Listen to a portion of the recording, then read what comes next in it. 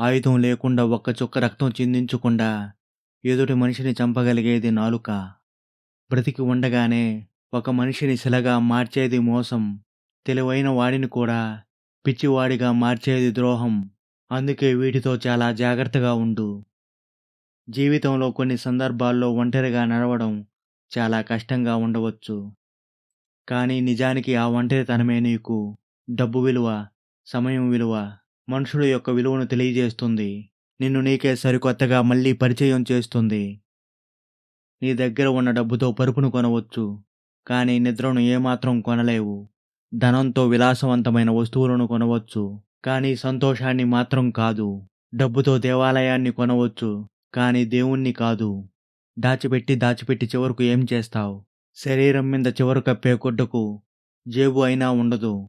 సమాజానికి తను చేసే మేలే మానవునికి చివరగా దక్కే నిజమైన సంపద. ఎంత సంపాదించామన్నది ముఖ్యం కాదు. సంపాదించిన దానితో ఎన్ని మంచి పనులు చేశామన్నదే ముఖ్యం.